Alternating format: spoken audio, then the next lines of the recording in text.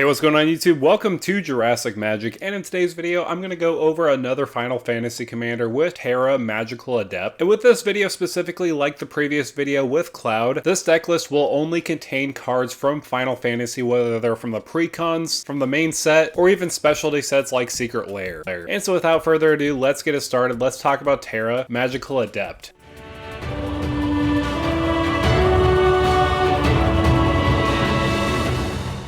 So first things first, let's read the commander and what it does. Terra Magical Adept for 1 red and a green, so 3 mana total for a 4/2 body. She's a legendary creature, human, wizard, warrior, and when Terra enters, mill 5 cards, put up to 1 enchantment card milled this way into your hand, and she has the trance ability. You pay 4 green and a red, tap it, exile Terra, then return it to the battlefield transformed under its owner's control, activate only as a sorcery. And she will turn into Esper Terra, and I gotta say overall, I believe this is the only Saga legendary creature that exist at least in the Final Fantasy setting, because all the other summon creatures are just regular enchantment creature sagas, not including that legendary type, so that is something to note. But she has 4 different lore chapters. For the first 3, create a token that's a copy of target non-legendary enchantment you control. It gains haste. If it's a saga, put up to 3 lore counters on it, sacrifice it at the beginning of your next end step. And then for the 4th lore chapter, you add Wooburg mana twice over, exile Esper Terra, then return it to the battlefield. So overall, this commander is pretty neat. Of course, you're going towards that Enchantress type of build, focusing on enchantments. And what's very neat about this card is the fact that it's going to be 5 color because of the backside. It has that Wooburg mana. Adding each mana symbol to that makes it a 5 color commander. So that means we have everything in our arsenal to make this a very good Terra deck. Of course, again, we want to go towards Enchantress. And that's what I will be diving in today's video. First, I'll talk about some of the staples, some cards you want to put in the deck so that way you can boost its power level and make it the most optimal build. Then I'll focus on some of the best Enchantress support cards from the set, and finally some of the best sagas that you could utilize too. And so without further ado, let's get it started first with some of the staples.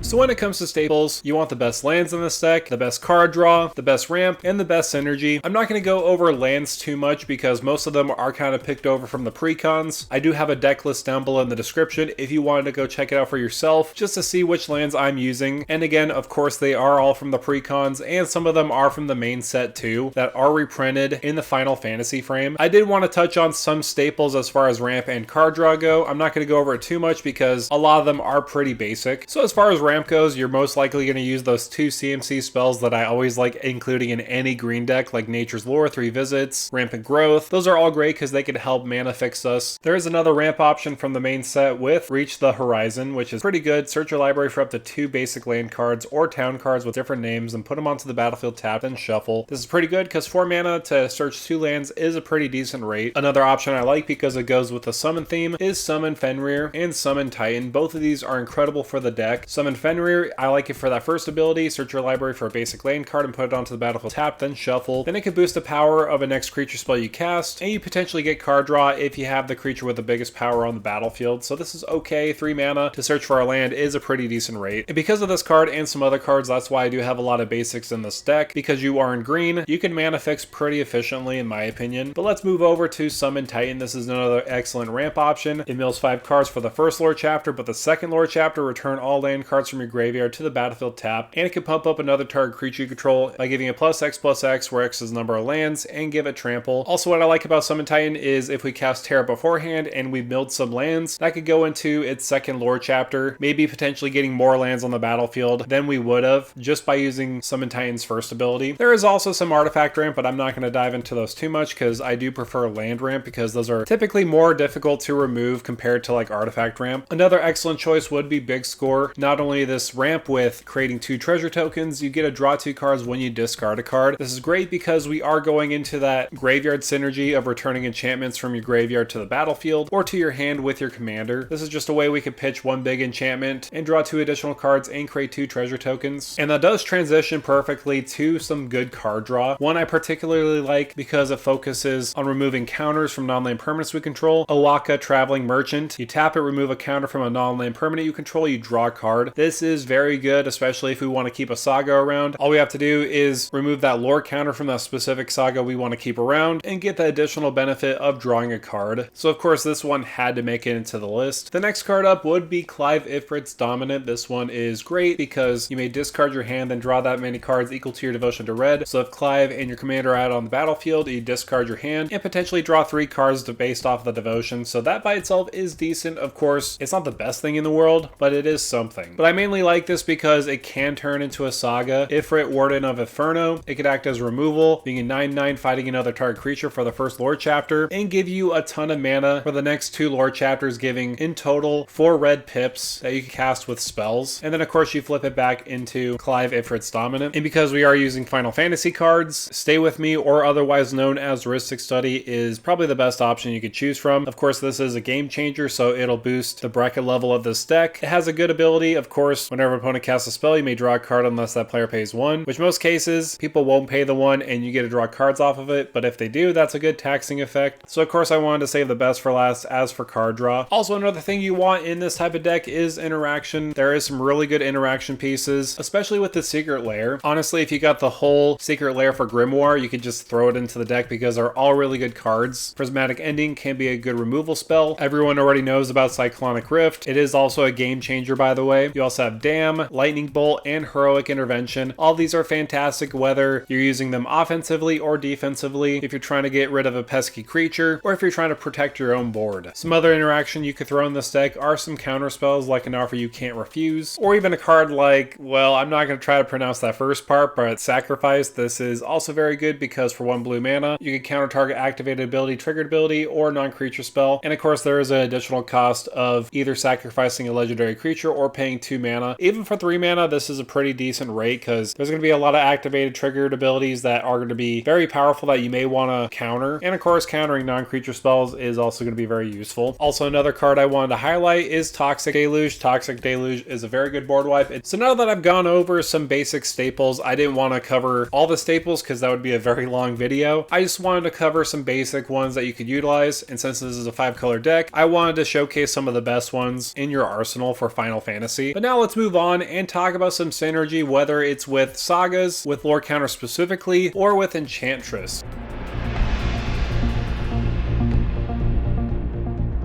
So from the main set, there are 2 cards that focus on lore chapters specifically. First one up is Clash of Econs, and then the other one is Garnet, Princess of Alexandria. Both of these are very good because they're low in CMC. Clash of the Econs, you choose 1 or more. Target creature you control fights a target creature an opponent controls, so it acts as removal. And not only that, it can remove a lore counter from a target saga you control. And for the last mode, put a lore counter on a target saga you control. This is doing everything we want. It could act as removal, especially when we have those big summons on the battlefield. We can remove a lore counter and also put a lore counter on another saga we control so that we could get another effect we might want to use. And Garnet is a repeatable way of removing lore counters because we want those creatures to stay on the battlefield possibly for a long time. Every time we attack with Garnet, we could remove a lore counter from any number of sagas we control, and she could buff herself up for each lore counter removed that way. So if we have like 5 lore counters removed from sagas we control, this will get 5 1/1 counters on itself, making it a 7/7 with lifelink. So this one's very good for the deck, even though it is an uncommon. Another good card that you could utilize in the deck is Titus's Brotherhood Sword, which is basically just Sword of Truth and Justice, which is in the Secret Lair. But I mainly like this because whenever a equipped creature deals combat damage to a player, you put a +1/+1 counter on a creature you control, then proliferate. Proliferate will mean we could put more lore counters on our sagas to get more effects and speed up the process of either Terra's backside or other sagas we control. And because I am on the topic of Titus, why not include him from the precon? At the beginning of combat on your turn, you may move a counter from target creature you control onto a second target creature you control. That does include the saga creatures we control. We can move those lore counters onto another creature, and you can even put it on Titus specifically. Titus doesn't really have use for the lore counters, but removing them from other summoned creatures can be useful to keep them on the battlefield longer. And not only that, whenever one of our creatures you control with counters on them deal combat damage to a player, you may draw a card and proliferate. Do this only once each turn. What's very powerful about this is technically those summoned creatures do have lore counters on them, so whenever they deal combat damage, you get a draw draw a card and proliferate, that's very good. And the secondary commander of the precon, Yuna, Grand Summoner, is also another excellent choice. It acts as a mana dork and can buff up a creature on the battlefield when you cast it. But not only that, whenever another permanent you control is put into the graveyard from the battlefield, if it had one or more counters on it, you may put that many number of +1/+1 counters on target creature, because all those saga creatures you have leave the battlefield. Technically, they would have had a couple lore chapters on them, depending on which one you utilize. Can't put any number of those lore counters onto another creature you control, and instead of lore counters, they'll be +1/+1 counters. So that is something to know about Yuna. I also thought I would throw in the other version of Yuna. This one is very powerful in this type of deck because a lot of our summon creatures have huge powers, and why not give them the additional bonus of trample, lifelink, and ward 2 on your turn? And because usually they will leave the battlefield and go into your graveyard, you can just reanimate them later at the beginning of your end step, return up to one target enchantment card from your graveyard to the battlefield with a finality counter. And the neat part about this is the fact that if you use something like Titus, you can move that finality counter to another target creature and keep that other enchantment from getting into exile when it leaves the battlefield. Plus, with our commander Terra, we are milling cards into our graveyard, and there's some mill strategies here and there, so you may want to include this card just for the fact that you're reanimating creatures from the graveyard to the battlefield. Even though they have finality counters on them, you get a second use out of them. Speaking of which, let's move on to the next subject and talk about some of the best summon creatures you could put in the deck.